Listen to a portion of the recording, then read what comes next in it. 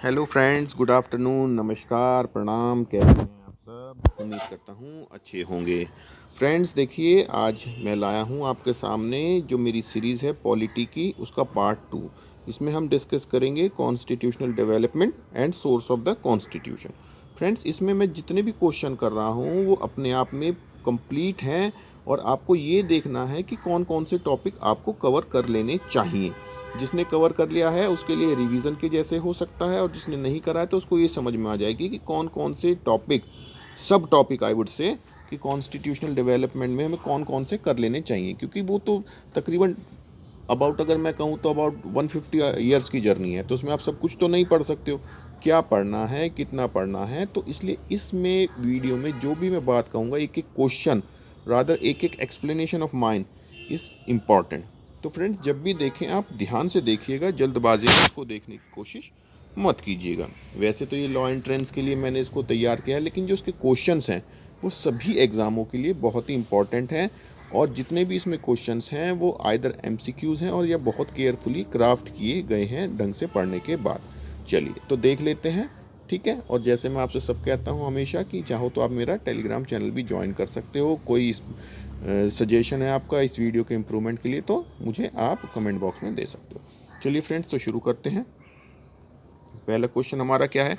सबसे पहले शुरू करते हैं हम। In which of the following acts the provision was made for the establishment of supreme court at Calcutta.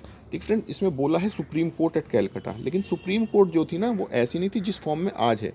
ठीक है, वो एक कैलकटा रीजन की थी, कमिश्नरी की थी। ठीक है, अगर मैं आज की कंपैरिजन करूं तो it is more of like high court.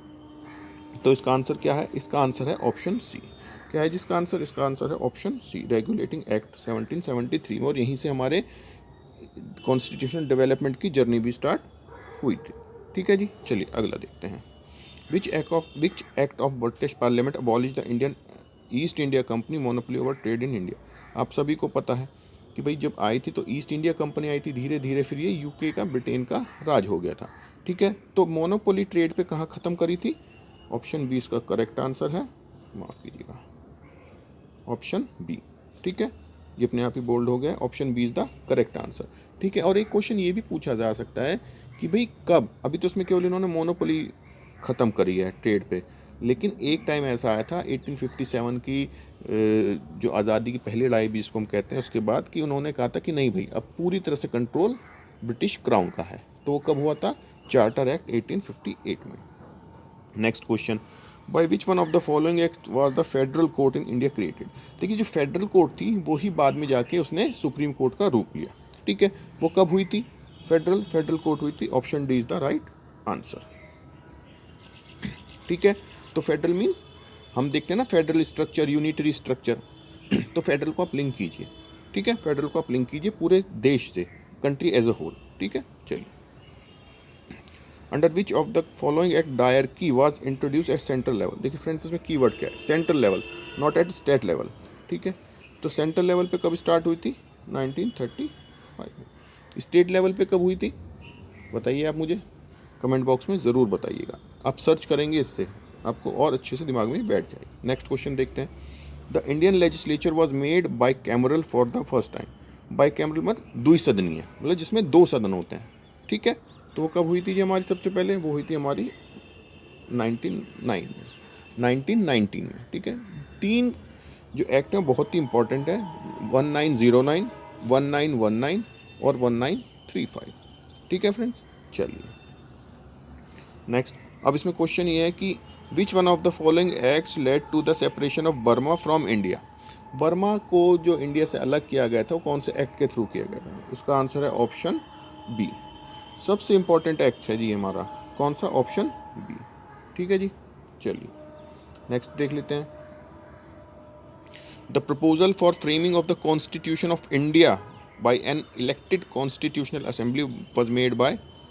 इसमें ये बोला गया था जो कॉन्स्टिट्यूशन बनेगा वो कोई और नहीं देश बनाएगा, वो हम खुद बनाएंगे। कैसे बनाएंगे? कॉन्स्टिट्यूशन असेंबली के थ्रू, कॉन्स्टिट्यूएंट असेंबली के थ्रू। ठीक है, वो सबसे पहले कब बात गई थी? प्रपोजल कब हुआ था? Answer option D, Cripps mission. ठीक है, क्रिप्स मिशन में इसके मेंबर कौन कौन थे? क्रिप्स मिशन, कैबिनेट मिशन, ये बहुत इंपॉर्टेंट है, इनके बारे में अच्छे से पढ़िए ज़रूर। Why is the Government of India Act 1935 important? It is really important. Why? Because it gave independence to India? Nahi. It envisaged partition of India? Nahi. It is the main source. Yes, it is the main source. कुछ act ऐसे हैं, कुछ जो हमारे provision हैं, article हैं constitution के, आज यूं के यूं 1935 से लिए गए हैं। ठीक है, गवर्नमेंट ऑफ इंडिया 1930, बल्कि मेजोरिटी ऑफ द पार्ट जो है वो गवर्नमेंट GOI एक्ट 1935 से लिया गया है। Who among the following person was not a member of the cabinet mission? Now it comes with cabinet mission. Cabinet mission में कौन मेंबर नहीं था? पहले ही हाईलाइट हो रखा वैसे तो। Option B William Wood. और उसके चेयरमैन कौन थे आप मुझे बताइएगा ज़रूर। ठीक है फ्रेंड्स, ये इसलिए दे रहा हूँ मैं आपको कि जिससे आप थोड़ा सा ना गूगल पे सर्च करें तो आपके दिमाग में अच्छे से सेट होगा। This is what I do at my time. ठीक है, जैसे आपको सबको पता ही है मैं फैकल्टी ऑफ लॉ CLC में ही हूँ। Next question, Indian constituent assembly was establish under कौन सा मिशन का? इसी मिशन, कैबिनेट मिशन। देखिए क्रिप्स मिशन में प्रपोजल था, कंफ्यूज मत होना। और एस्टैब्लिश कौन से के अंडर कोई गई थी? Cabinet mission. अगर आपसे पूछे प्रपोजल तो आप देंगे क्रिप्स मिशन, और बोलेंगे एस्टैब्लिश किस में हुई थी तो आप बोलेंगे cabinet mission. Cripps and cabinet. Who gave the idea of a constituent assembly firstly for the formation of constitution India? ये किसने आइडिया दिया था? देखिए प्रपोजल कहाँ से चला, देखिए कितनी कितनी सारी चीज़ हो रही है। प्रपोजल कहाँ से चला था? 1942 में क्रिप्स मिशन में। लेकिन उससे पहले भी तो किसी ने कुछ आइडिया दिया था ना, क्योंकि वो तो अपने आप से कुछ बोलने वाले थे नहीं जो अंग्रेज़ थे। तो ये आइडिया सबसे पहले मिला था जी, स्वराज पार्टी ने दिया था।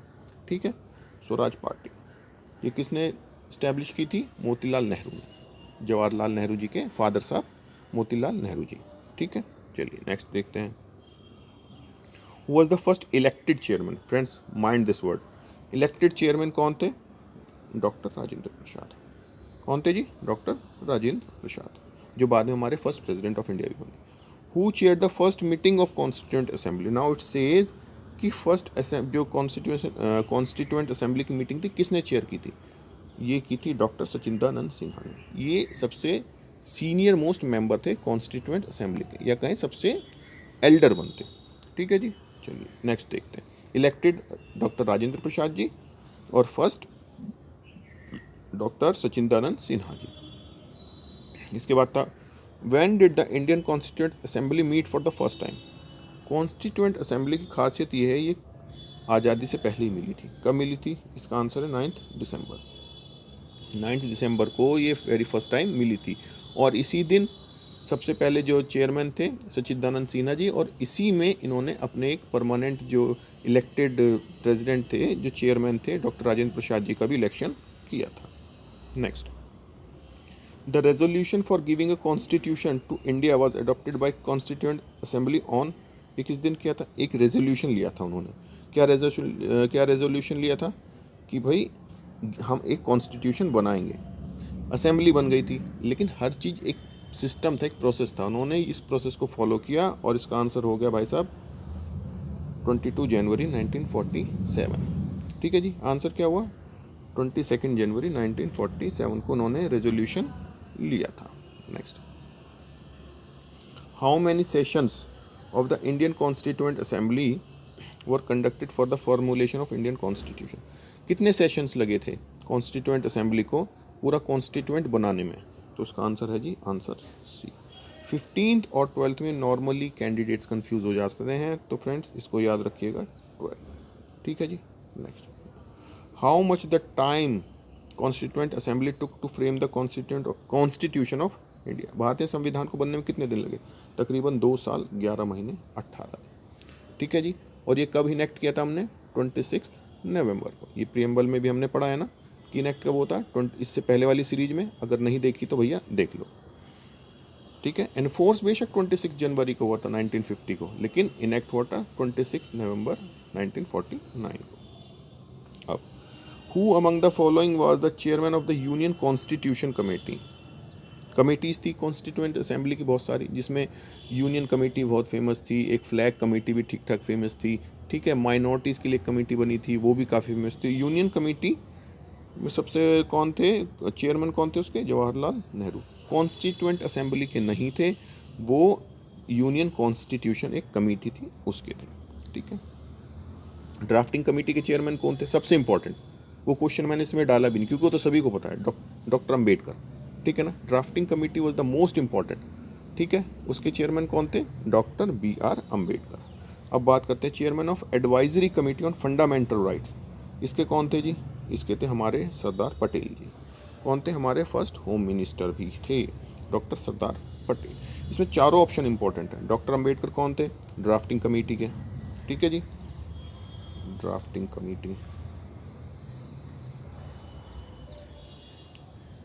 पंडित नेहरू कौन थे, पंडित नेहरू थे यूनियन कमेटी के, ठीक है। और B.N. राव कौन थे, B.N. राव थे हमारे adviser to the constituent assembly. चलिए नेक्स्ट देखते हैं, the drafting committee of the constituent assembly under doctor B.R. Ambedkar. देखिए आ गया वो क्वेश्चन इनडायरेक्टली, ठीक है। Had how many other member, friends other member, अगर वो टोटल पूछता तो आप बताते 7, लेकिन उसने पूछा अदर, अदर मीन्स 6।